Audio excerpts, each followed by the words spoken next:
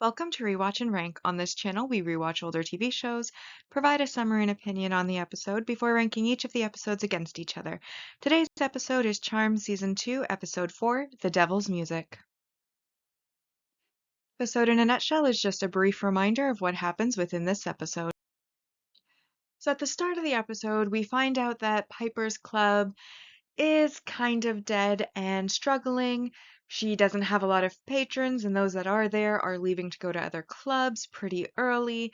And this has led Phoebe and Prue to go behind her back in order to try to protect them from losing the house because they took a loan on the house in order to pay for the club, which isn't making the money back. And if they miss those payments, obviously that could cause some serious troubles, but luckily someone that Prue knows through the auction house, one of her regular buyers, is interested in potentially bailing them out. And her and Phoebe decide to look into that as an option without telling Piper. Meanwhile, we then go to a club that is very much busy, lots of people, where a band named Dishwalla is playing live and bringing in a lot of patrons to that club, and the manager is bringing a girl who said she would do anything to meet the band and putting her into a room to wait to meet them, where we then see a demon come out of the wall and eat her, named Maslin. We then see Leo showing up at the club and showing up the next day after they've performed and pulling aside the manager, Jeff Carlton, and poofing some glittery, sparkly dust into his face. And this is then when we get a view of Piper once again looking at the debt that the club has gone into as she's not making back what she's spent on it. And we have Jenny arriving, who, despite being underage, very significantly so, wants to come and sneak into the club and wants to know if Piper would call the cops on her if she did so, because she really wants to see the band. Piper, of course, is confused by this until, of course, Jeff walks in himself and basically says, I'm the manager for Dishwalla. I want to have my band play at P cubed. And we all know that it is actually P3, referring to the power of 3. And their names all start with P, so the 3 of them, 3 Ps. We get the significance of the club name. Anywho, she of course agrees. She goes home. She's so excited because she feels like her feelers and press releases that she had put out about her club have finally been successful. Oops, no, Leo shows up and lets her know that wasn't the case, actually. He's the reason that Jeff came there, and by the way, a demon. And she, of course, is upset about this because he didn't tell her about it before he did it. Even though it is bringing positives to her, she's still upset and basically spends the entire episode kind of ranting about how Leo went behind her back and she is upset that he would set up a demon vanquish at her club, her place. But anyway, the sisters are one backing out of the potential buyer deal because obviously Dishwalla playing there is going to pull them out of debt and put them on the map for potentially future bands. So they need to pull out, and hopefully Piper will never find out. And then Piper, of course, alongside Phoebe and Prue, have to figure out how to vanquish the demon, and they start to make up the vanquishing potion, which will essentially force the demon to disgorge all of his living sacrifices that he keeps inside of him in order to torture their souls to gain pleasure from. Ew. And that is where they go there. Then, of course, we have the fact that this Chris Barker, who is their buyer, was flirting with Prue. When Prue backs out, he completely does a 180, tries to double cross them, go behind their backs to the bank in order to buy the loan and therefore take over the business hostilely. A hostile takeover. And he tells Prue to basically put him on the list with a +1 as he wants to sample the goods he's buying, which is the club. Anyways, we then get to the club. Phoebe tries a honey trap on Jeff, gets into the room with the demon. However, the demon realizes that the balloon she is very obviously holding up to throw at him is in fact his vanquishing potion and immediately disappears. She then is rescued by Prue and Piper. They leave, and basically Jeff is scolded by the demon for bringing in witches, and he of course says he doesn't know, but Maslin's like, you know what? I actually want witches' souls, so we are going to lure them back here again with an additional innocent soul for the night. And who just happens to be sneaking into the club at this particular moment? None other but Jenny, who, despite Dan telling her no, Piper telling her no, everyone saying you are not allowed in this club, you are underage, has decided that she's going to go anyways. So she's sneaking in. We see Chris Barker bribing the bouncer to get in because his name was not on the list. And then we also see Daryl coming in because he's been investigating all of the other sacrifices that went missing in the other cities that the band has played in, and the one that had gone missing at the band's performance the couple days before as well, that we saw at the start of the episode. So, all the players are there. Daryl, he has previously in the episode confronted Prue about how Andy didn't teach him all the steps to the dance, but she knows that she's involved and she wants to know. And basically, when the sisters get involved, it's a freaky case, and he wants to know with regards to the missing women. And Prue basically lets him know that they are working on it, and he says that's all he needs to know. Then he's at the club. He goes, of course, to the sisters to ask them what they found out, where they're at. And this, of course, is when Chris also arrives and informs Piper about what her sisters have been doing behind her back, which, of course, is a shock to her as she did not know this. And he's talking about how he's going to be running the place going forward and how they can discuss keeping her on in a diminished capacity, blah, blah, blah. Very rude. And Piper, being overwhelmed, freezes the club.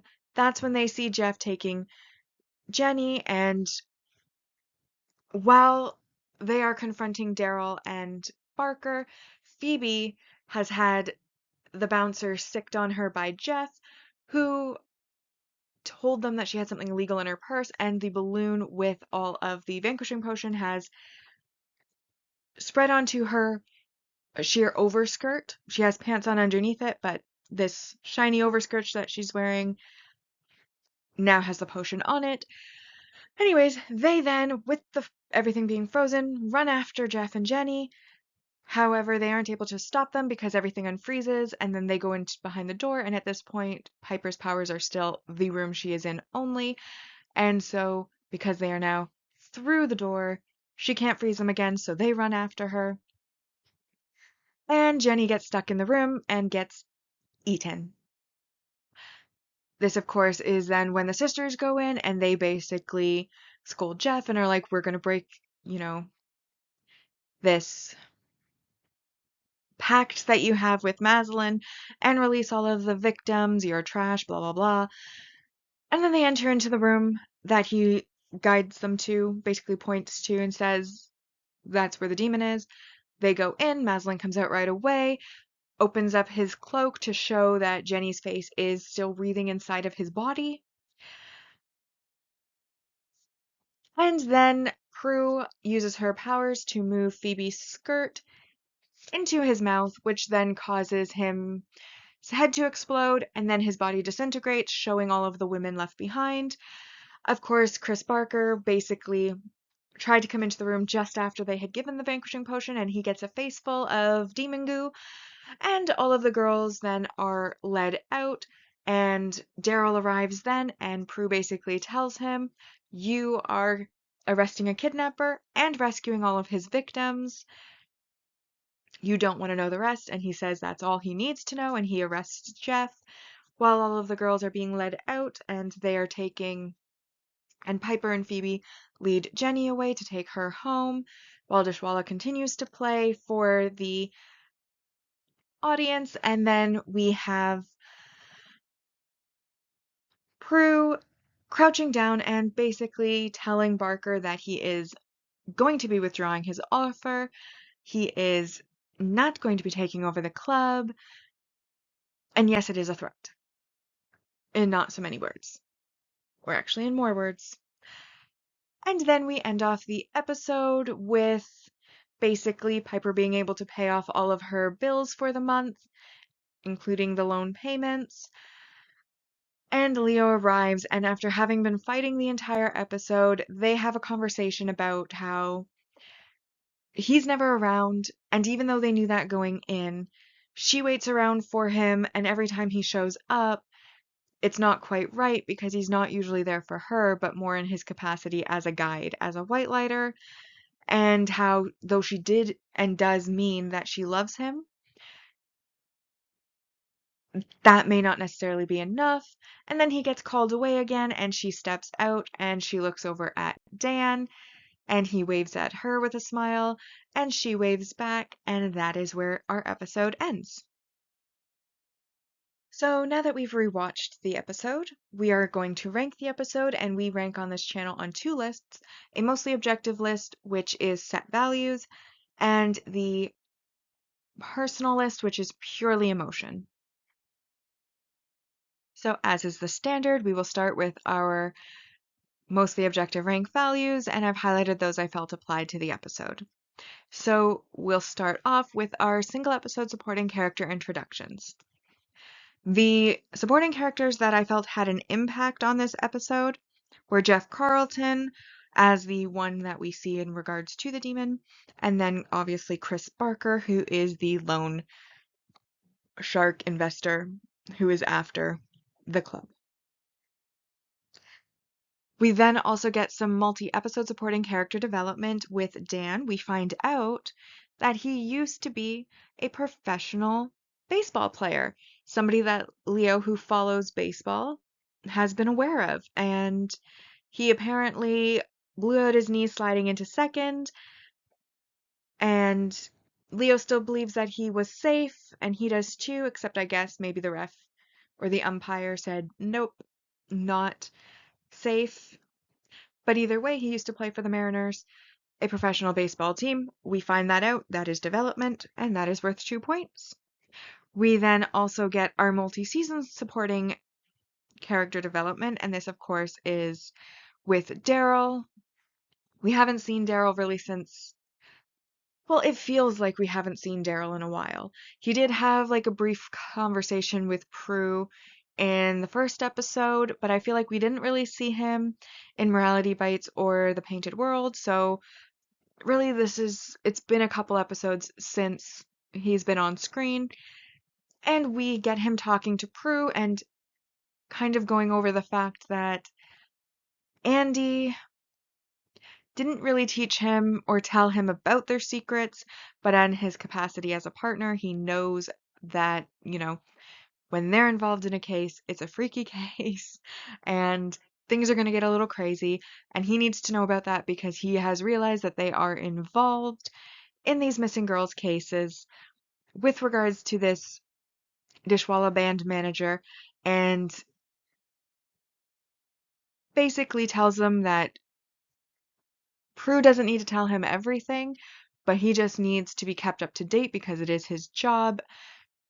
He is a cop, and he knows that they are trying to keep him safe from whatever it is they're into, and he's had theories before, such as the fact that he thought the sisters might be CIA, for example, but he needs them to start working with him, and I think that's very fair.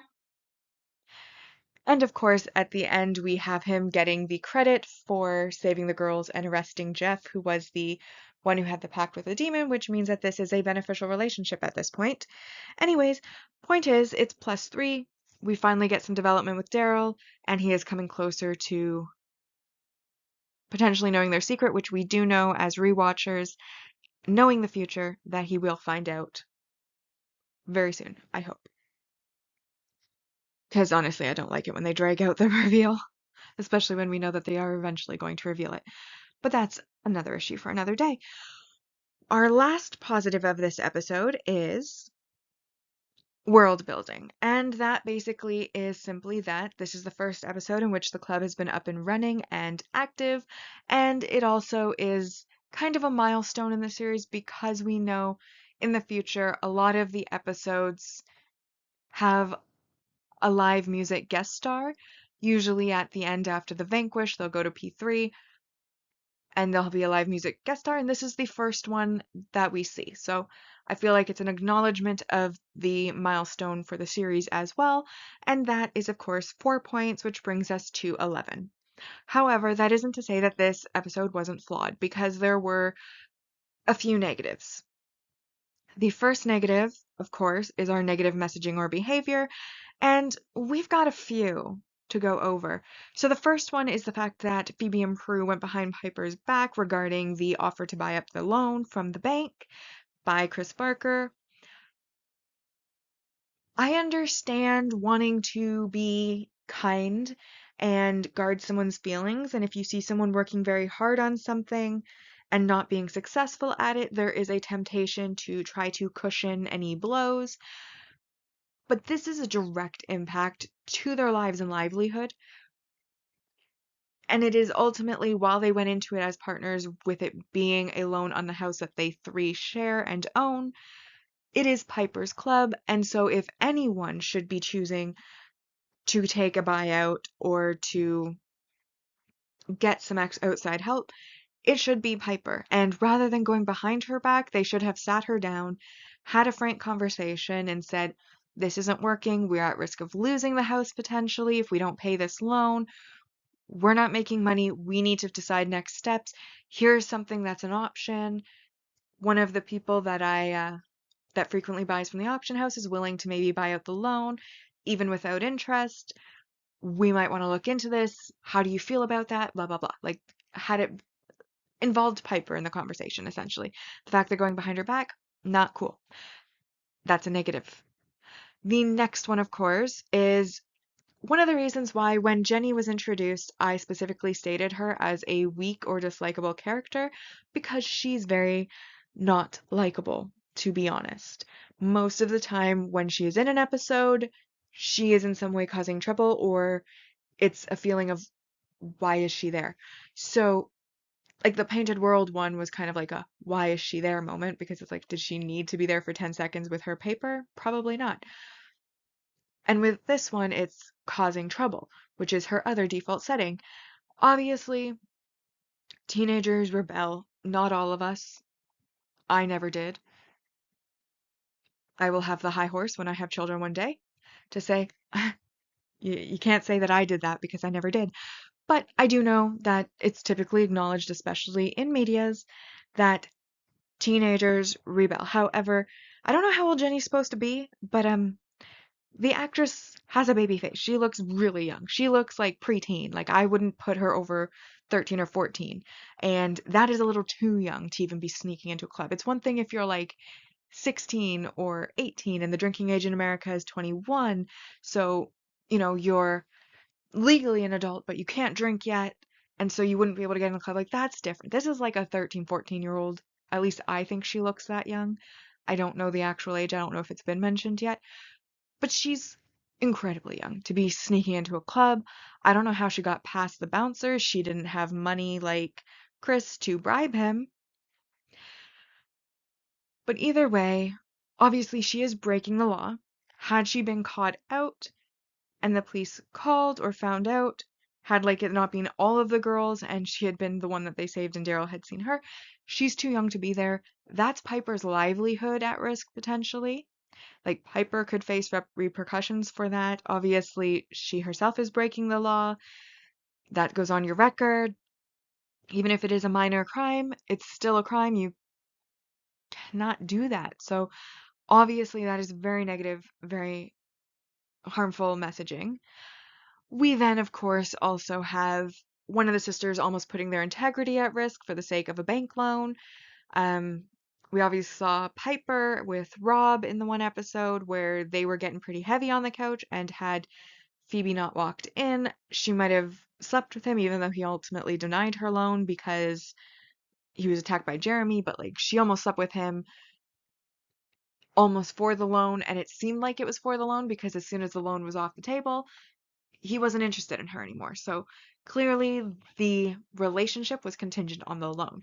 And in this episode as well, with Prue and Mr. Barker, he's flirting with her. He wants to take her to dinner in Paris. He wants to wine and dine her, but as soon as she rejects his takeover, saying, you know what, Dishwala's playing there now. We are financially secure again. We actually don't need the help that you were so kind to offer. He immediately stops flirting with her, stops his relationship with her, brings another woman to the club with him, and tries to do the hostile takeover route. Which, again, had Prue gone on those dates, had she slept with him, that would have been like compromising her integrity and she wouldn't even have gotten the payoff for it. Ultimately, negative messaging, negative behavior, not cool. So I'm only counting it once, even though there was like 3 examples of negative behavior. But yeah, that is a -2. We then have a main relationship regression or breakup. In this case, it is regression. They haven't officially broken up yet. However, Piper spends the entire episode angry at Leo for going behind her back and bringing a band to the club. And honestly, I understand being hurt at him going behind her back. However, the amount of anger that she shows is, in my opinion, unreasonable. That's number one. Number two, yes, he went behind your back, but it's a net positive for you. It has brought in customers, customers that will repeat themselves.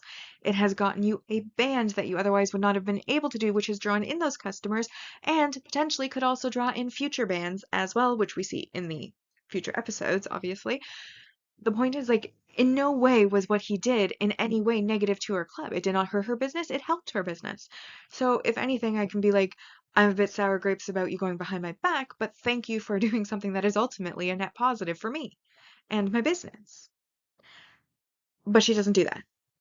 And then at the end of the episode, as I mentioned in my summary, she's questioning the relationship. She admits she loves him. She still loves him, but it hasn't felt right. It's felt too much like business. They haven't had enough time together. And while he offers to, and while he says, like, I'm doing what you want, you said you didn't want me to clip my wings. She goes, yeah, I don't want you to clip your wings for me. If you have so much help to do, that doesn't mean necessarily, though, that she enjoys the relationship with him having his wings, so to speak. So ultimately, there is that feeling of we're heading to the break. And we, of course, as rewatchers know, there will be one. And this is the start of that regression into that path, which is a -3. And then last, but not least, we have, of course, our weak or dislikable supporting character. And this is Chris Barker, who, again, as I mentioned in the previous points as well, basically offered to buy them out, flirts with Prue, trying to get a relationship with her out of doing this help. Once he's told his help is no longer needed, he then stops all flirting. He then goes behind their back to the bank for a hostile takeover. He then drops Prue and brings another woman, bribes his way into the club, tells Piper in the rudest way possible that he's taking over, and is essentially, without being too harsh about it, a scumbag. And as a scumbag, he is very dislikable, and that is worth the -4 points, which brings us to a total of 2 points out of 10 objectively for this episode. And now a reminder of our mostly objective ranking so far. In first place, we have Witch Trial, The Painted World, Morality Bites, and this episode comes in fourth with The Devil's Music. Now for the personal ranking. So I think I have expanded on my thoughts quite a bit in the summary and also in the objective ranking. So all of the things that I've said there do apply and do influence my opinion. As I mentioned, one of the things that stood out to me the most in this episode was how irrationally angry Piper was at Leo. Obviously, this is pointing towards the bigger issues with the relationship because even Phoebe and Prue, when she finds out that they went behind her back and she almost lost her club, which would have been a big negative, she says nothing about it. She's not angry at them. She just says, don't do it again. But she's fine with it. And yet Leo goes behind Piper's back, brings in nothing but positives for the club, and she spends the entire time ranting and raving and angry the entire episode. You can see why there's a difference and why it bothers me that that's the case. But I also know that they are hinting more towards there being bigger issues with her relationship with Leo, which is probably part of this irrational behavior. But in any case, that bothered me. I do want to say, though, one of the things I really like about the show is the wardrobes. And I have to call out, in this episode, Piper is wearing a hair clip that has like a flower on it that matches her top, and it's really adorable. And I wanted to call it out as a good fashion choice because Phoebe's fashion choice in this one was horrible. Absolutely horrible. Like that silver outfit, like the top was barely there.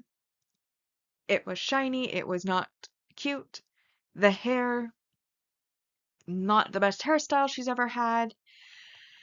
And then the pants, I understand why they needed to have the bottom half that way so that they could get the potion into the demon without causing a not safe for work moment.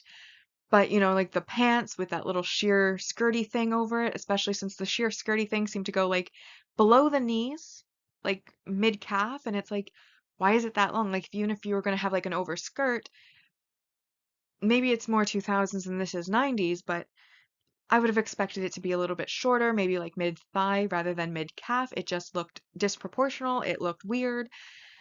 It was not attractive outfit at all. Not likable. I did not like that fashion choice.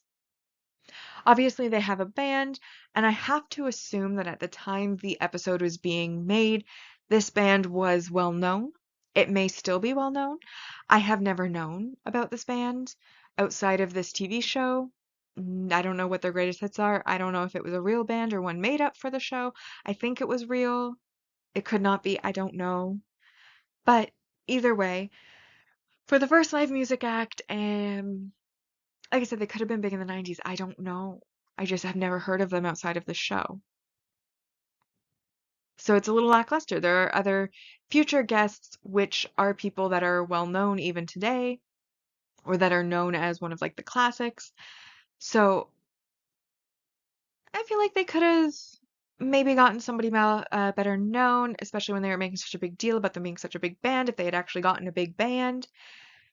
But like I said, they could have been big in the 90s. I don't know. And their music wasn't bad. I mean, they had good voices. The tunes were catchy. I don't think it was a bad episode or a bad band. They're just not well known, or at least, like I said, I've never known them. The Jenny thing bothered me. The Chris Barker thing bothered me. The Leo and Piper's relationship regression, especially when I know their end game, kind of bothered me. But I do think that in a drama show, you have to have trials and tribulations in a relationship. So I'm willing to forgive that one, though her irrational anger at him and then like no anger at her sisters who, like I said, went behind her back for a negative result, whereas he went behind the back with a positive result, is a little iffy to me. Ultimately, I decided to give this episode a 3 out of 10. It didn't have a lot of redeeming qualities for me personally, sorry. So, first place on our personal ranking so far is Witch Trial, then The Painted World. This falls into third, The Devil's Music, and in fourth is Morality Bites. And so for this episode, on the mostly objective side, we are adding 2 to our total. which will bring us to 30 out of 220. And then on our personal ranking side, we are adding 3 to our total, which will bring us to 18 out of 220. As a reminder, for season 1, we ended on the mostly objective with a ranking of 73.18%, and on the personal side with 71.50%. So with that, we've now rewatched and ranked Charmed Season 2, Episode 4, The Devil's Music. Like and subscribe if you'd like to, and I'll see you in the next episode.